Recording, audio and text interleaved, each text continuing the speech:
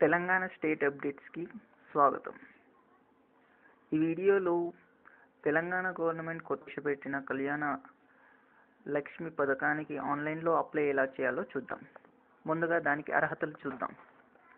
ఈ పథకానికి అర్హతలు: పెళ్లి కాని అమ్మాయిలు దీనికి అర్హులు, ఇంకా వాళ్ళు ఎస్సీ ఎస్టీ కమ్యూనిటీకి చెందిన వాళ్ళు ఉండాలి, ఇంకా మన తెలంగాణ స్టేట్కి సంబంధించిన వాళ్ళు ఉండాలి, ఇంకా వాళ్ళు 18 సంవత్సరాలు నిండి ఉండాలి, ఇంకా ఆ పెళ్ళి అనేది అక్టోబర్ 2వ తారీఖు లేదా తర్వాత జరుగుతూ ఉండాలి, ఇంకా ఫ్యామ్ అనేది 2 లక్షలు మించకూడదు.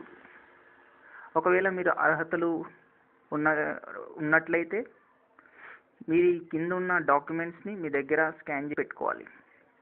అవి ఏంటంటే పెళ్లి కూతురు ఫోటో కావాలి, ఇంకా వాళ్ళది ఏజ్ ప్రూఫ్ సర్టిఫికేట్ కావాలి, ఇంకా ఇంటిగ్రేట్ సర్టిఫికేట్ కావాలి, అంటే caste certificate, nativity certificate, date of birth certificate అవన్నీ కలిసి ఉంటాయన్నమాట ఇంటిగ్రేటెడ్ సర్టిఫికేట్ అంటే.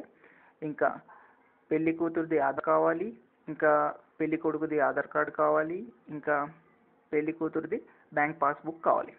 ఇప్పుడు మనం ఆన్లైన్లో అప్లై ఎలా చేయాలో చూద్దాం. ఇక్కడ మీరు గమనించాల్సింది ఏంటంటే జస్ట్ మీరు google.comకి వెళ్ళి ఇక్కడ మీరు జస్ట్ ఈపాస్ అని ఎంటర్ చేయండి. చేశాక కొన్ని లింక్స్ ఓపెన్ అవుతాయి. అందులో epass.cgg. దాన్ని క్లిక్ చేస్తే తెలంగాణ స్టేట్ ఈపాస్ని క్లిక్ చేయండి. ఇక్కడ మీరు కొన్ని ఐకాన్స్ చూడొచ్చు. అక్కడ కళ్యాణ లక్ష్మి అని ఉంటుంది, దాన్ని క్లిక్ చేయండి. ఇది మీ అప్లికేషన్ ఫామ్, దీన్ని మీరు ఫిలప్ చేయాల్సి ఉంటుంది. మీరు బ్రైడ్ పర్టికులర్స్ని ఎంటర్ చేయాల్సి ఉంటుంది. ఇది మొత్తం బ్రైడ్ పర్టికులర్సే.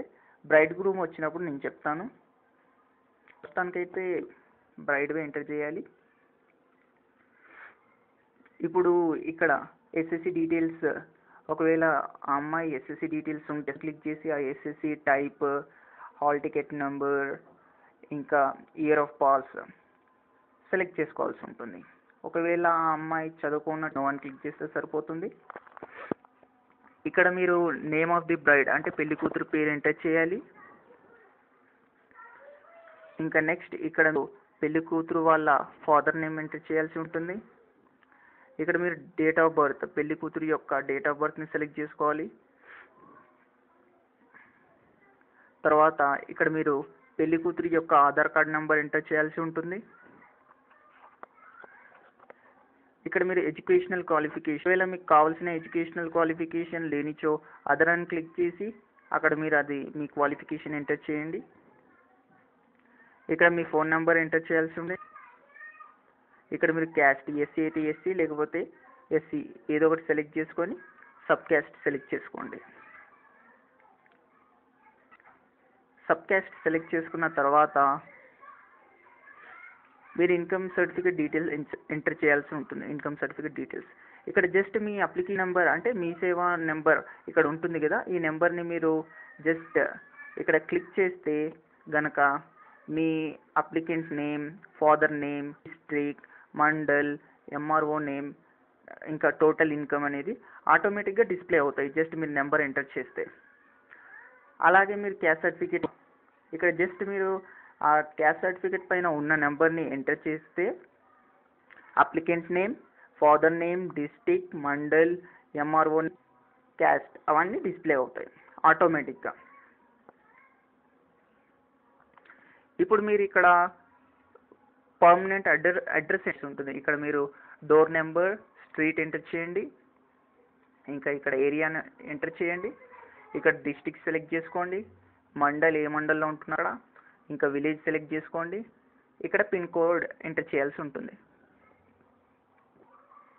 ఇక్కడ ప్రజెంట్ అడ్రస్, ఒకవేళ మీది address same as permanent address అయితే జస్ట్ పర్మనెంట్ అడ్రస్ని కాపీ పేస్ట్ చేసేయండి. ఒకవేళ డిఫరెంట్ అయితే మళ్ళీ మీరు ఎంటర్ చేయాల్సి ఉంటుంది. సేమ్గా ఎంటర్ చేయండి. Door, area, district, mandal, village, pin code, ఇంకా ప్రజెంట్ ఆక్యుపేషన్.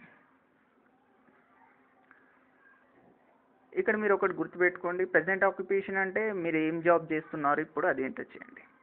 అంటే పెళ్లి కూతురు job. Braid bank account details enter చేయండి. ఇక్కడ అకౌంట్ హోల్డర్ నేమ్ అంటే బ్రైడ్ నేమ్ ఎంటర్ చేయండి. పాస్బుక్ పైన నేమ్ ఎలా ఉంటే అలాగే చేయండి. ఇంకా ఏ డిస్ట్రిక్ట్లో ఉంది బ్యాంక్ అది సెలెక్ట్ చేయండి. ఇంకా బ్యాంక్ పేరు ఏందో సెలెక్ట్ చేయండి. తర్వాత బ్రాంచ్ నేమ్ ఎక్కడ ఉంది ఆ బ్రాంచ్ నేమ్. తర్వాత బ్యాంక్ అకౌంట్ నెంబర్. దయచేసి ఈ నెంబర్ని జాగ్రత్తగా చూసుకోండి. ఇప్పటి వరకు మనం ఫిలప్ చేసింది మొత్తం బ్రైడ్ డీటెయిల్స్ మాత్రమే. ఇప్పుడు మనం బ్రైడ్ గ్రూమ్ డీటెయిల్స్ ఎంటర్ చేసి ఇక్కడ ఒకవేళ బ్రైడ్ గ్రూమ్కి ఎస్ఎస్సి డీటెయిల్స్ అవైలబుల్ అయితే ఎస్ అని సెలెక్ట్ చేసి type, hall ticket number, pass, year of pass select చేసుకోవాలి. నో అయితే నో క్లిక్ చేయండి. ఇక్కడ బ్రైడ్ గ్రూమ్ పేరు ఎంటర్ చేయండి. ఇక్కడ నేమ్ వాళ్ళ ఫాదర్ నేమ్ ఎంటర్ చేయండి. ఇంకా ఇక్కడ డేట్ ఆఫ్ బర్త్ సెలెక్ట్ చేసుకోండి, ఇయర్, మంత్, డేట్. ఇంకా ఇక్కడ ఆధార్ కార్డ్ నెంబర్ ఎంటర్ చేయండి.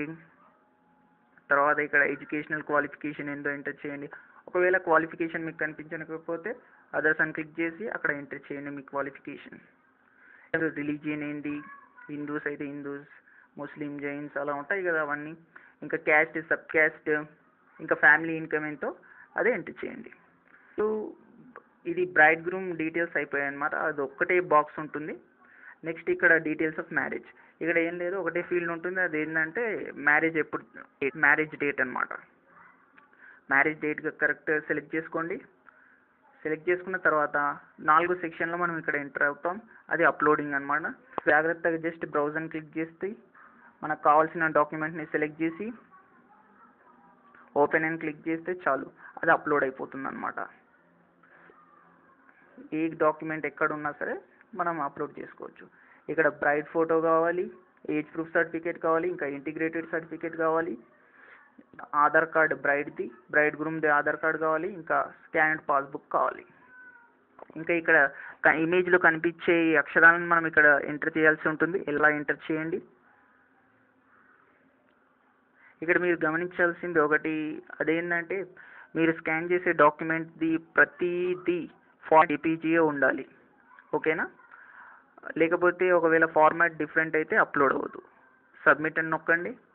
సబ్మిట్ అని నొక్కాక మీ ఫామ్ సబ్మిట్ వాళ్ళ సర్వర్లో వాళ్ళు జస్ట్ మీ డీటెయిల్స్ అన్నీ వెరిఫై చేస్తారు. ఒకవేళ మీరు నిజంగా ఎలిజిబుల్ అయితే మీకు వాళ్ళు డీటెయిల్స్ పంపిస్తారు. ఈ వీడియో చూసినందుకు ధన్యవాదాలు. ఒకవేళ మీకు ఈ వీడియో నచ్చినట్లయితే షేర్ చేయండి మీ ఫ్రెండ్స్తో. ఇంకా ఇలాంటి వీడియోస్ చూడాలంటే మా ఛానల్కి సబ్స్క్రైబ్ చేయండి. Thank you.